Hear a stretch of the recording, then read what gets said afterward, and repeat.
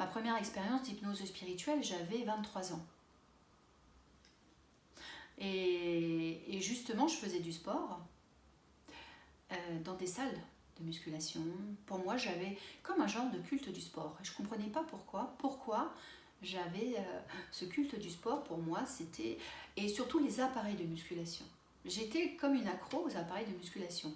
Alors c'est vrai que je faisais des études puisque je m'entraînais à être professeur de sport dans des salles de sport. Mais je me disais pourquoi j'avais du coup suivi des culturistes jeunes qui s'entraînaient et je m'entraînais 2 à 3 heures, 3 heures au moins, oui, tous les 2 ou 3 jours. Et j'adorais ça. Et je me disais, mais c'est pas normal. Et je sentais davantage que j'étais plus masculine que féminine. J'arrivais pas à sortir ma féminité. Et donc je me disais, il y a quelque chose qui va pas, c'est pas normal. Donc je m'intéressais à Patrick Drouot, les vies antérieures. À ce moment-là, il y avait des séminaires, il y avait pas mal de choses. Et j'ai fait donc une hypnose spirituelle. À ce moment-là, on n'appelait pas hypnose spirituelle, hein, vie antérieure, voyage. Et j'ai découvert que j'étais gladiateur. Voilà. Donc forcément, je comprenais pourquoi j'étais attirée par les salles de sport et ce côté viril, ce côté muscle. Et en étant dans cette peau de gladiateur, effectivement, voilà, j'ai revécu tout ce qui s'est passé. Et puis ce gladiateur, surtout, il s'est suicidé à la fin. Et là, j'ai compris le passage de la mort. Alors, certains ont fait des EMI. Moi, j'ai pas eu besoin de faire une sortie hors du corps ou vivre l'EMI. Cette expérience-là m'a appris beaucoup de choses parce que lorsque je suis morte dans cette vie de gladiateur, lorsque enfin on m'a rendu ma liberté, parce que j'étais vraiment en grande souffrance, j'ai trouvé à un moment donné, quand je suis partie de cet endroit-là, puisqu'on m'avait pris jeune, j'avais à peu près 40 ans, mais vous pouvez voir cette expérience sur ma chaîne YouTube où je l'explique en vidéo, hein, cette vie-là de gladiateur. Donc c'est, je pense aussi, ce qui est important en tant qu'hypnothérapeute spirituel, c'est bien les formations, mais c'est bien aussi de faire énormément d'expériences. J'ai fait les expériences diverses, comme les expériences de Dolores Cannon, hein, l'hypnose quantique aussi, c'était très intéressant. L'hypnose aussi de Jean-Jacques Charbonnier, la TCH. Hein. On a la chance à Toulouse justement d'avoir ce médecin anesthésiste réanimateur qui a aussi vécu une belle expérience. Donc, d'ailleurs, je suis aussi agréée sur le site de l'IRSI en tant qu'hypnothérapeute pour accompagner justement les gens qui vivent aussi des deuils. Corinne Fadel, hypnothérapeute spirituelle. Bienvenue et bonjour à tous. C'est-à-dire que nous ne sommes pas seulement des êtres biologiques vivant dans un corps humain, mais plutôt se considérer comme une personne et un être spirituel incarnant un corps biologique. Voilà, et cette recherche-là, en fait, elle a démarré assez tôt, puisque j'avais 13 ans. Voilà. Et c'est ma mère qui m'a offert un livre, tout simplement, et spirituel. J'ai fait des formations, relaxologue, de Qigong, art énergétique chinois, la géobiologie. J'ai fait de l'expérience aussi du magnétisme, du yoga. Et ce qui m'a amené vraiment vers l'hypnose spirituelle, voilà, c'était vraiment comme une finalité. Je ne pouvais pas atteindre vraiment la personne et elle était encore enfermée dans son mode matériel avec toutes les techniques qu'on pouvait avoir. Je sentais qu'avec l'hypnose et cette conscience délocalisée, on pouvait justement voir d'autres plans et soigner aussi des blessures à d'autres niveaux. Alors, qui vient me voir? Ce sont des personnes qui sont en grand questionnement. Ils ont fait un chemin personnel, ils ont déjà commencé un peu à avancer. Ils se posent des questions, ils sont mal à l'aise, ils se posent des questions, ils ne sont pas forcément à l'aise dans le modèle du monde qu'on leur propose. choses sur le plan matériel. Ils sentent qu'ils sont bien plus que cela et ils ont envie d'avoir d'autres réponses. Parce que l'hypnose spirituelle, ça veut dire qu'on est d'accord avec l'idée de la réincarnation. Voilà. Il y a donc déjà un processus qui est là.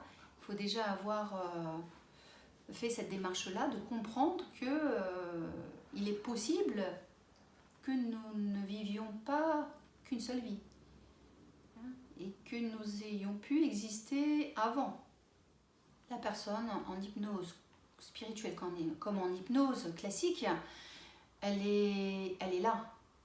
C'est-à-dire qu'elle fait ce voyage en vivant de manière intense cette autre personne qu'elle a été, qu'elle soit homme ou femme, et elle comprend ce qui s'est passé parce que ça met en lien avec ce qu'elle vit dans sa vie personnelle.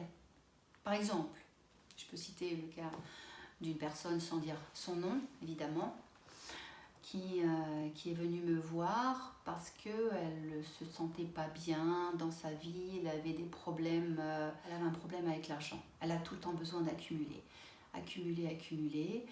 Et dès qu'elle accumule, en fait, elle ne peut pas accumuler, elle dépense automatiquement. Mais elle cherche à avoir de l'abondance, donc c'est très bien. Mais elle sait que du jour au lendemain, quelque part, au fond d'elle, elle sent qu'elle peut tout perdre. Et ce désir toujours de profiter de la vie et d'être toujours dans l'abondance et de ne pas pouvoir économiser, parce que dès qu'elle fait des économies, c'est plus fort qu'elle, elle fait des voyages, elle bouge, elle en profite, et bien là, ça va lui causer quand même quelques soucis. On est allé voir dans sa vie antérieure ce rapport à sa situation actuelle. Et ce qu'elle a vécu, eh bien, c'est que c'était un homme qui était dans une île et à cause d'un ouragan, il a tout perdu. Il a perdu sa femme et sa fille qui sont mortes dans l'accident, sa fille de 9 ans et sa femme. Et alors que lui, il était en train de gérer des comptes et il était ailleurs dans l'île. Et donc il n'était pas là au moment où l'accident s'est produit. Ce qui s'est passé après, c'est que dans le déroulé de son histoire, de cette vie antérieure, eh bien cet homme a pendant un certain temps est resté seul. Et puis de nouveau a trouvé une femme, s'est remarié et a eu un enfant. Et a bien vécu après. Elle a compris aussi pourquoi justement elle ne pouvait pas accumuler, qu'il fallait profiter. Et donc ça l'a libérée quelque part. En hypnose spirituelle, il y a énormément d'histoires passionnantes. Alors ce qu'on peut faire aussi en hypnose spirituelle, parce que ça c'est bien d'aller dans les vies antérieures, mais ce qu'on peut faire aussi c'est d'aller chercher nos ressources pour sa vie présente. Aussi. Donc des histoires comme cette dame-là qui a vécu cette histoire d'homme dans cette île-là, il y a des expériences nombreuses à ce niveau-là de vie antérieure. On peut vivre aussi des expériences dans ces vies antérieures pour aller chercher des ressources.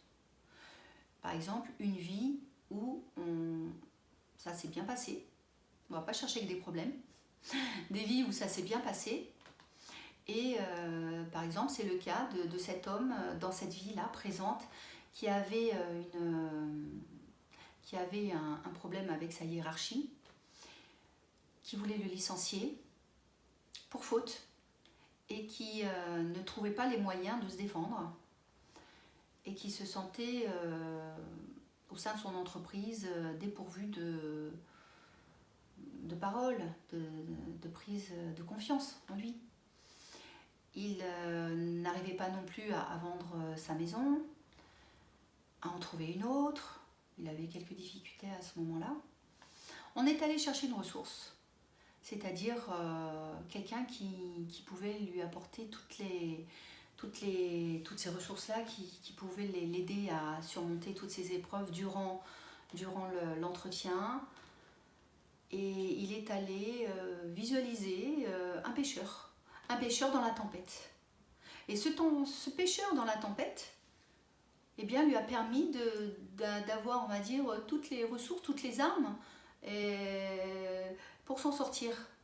Puisqu'il devait faire vivre sa famille, eh bien, il s'est vu dans les tourments de cette tempête, affronter la mer, l'eau et tout ce qui va avec. Ça lui a permis de revenir avec toutes ces belles ressources. Ce qui fait que, quand je l'ai revu 2 semaines après, eh bien, il a eu tout ce qu'il voulait au niveau de son licenciement. Toutes les demandes qu'il a voulu, il les a eues. Et donc il était vraiment très fier de lui en fait. Sa maison, il l'a vendue alors que ça faisait 2 ans qu'il n'arrivait pas à la vendre. Et il a trouvé aussi une autre maison qui lui correspondait. Vous pouvez me contacter via mon site internet Hypnosora ou Corinne Fadel. Également sur ma page pro Facebook Hypnosora. Mais aussi vous pouvez me rencontrer sur ma chaîne YouTube Corinne Fadel. Je peux vous proposer des séances soit à mon cabinet. Vous pouvez aussi me contacter par Skype parce que je fais aussi des séances à distance. Voilà.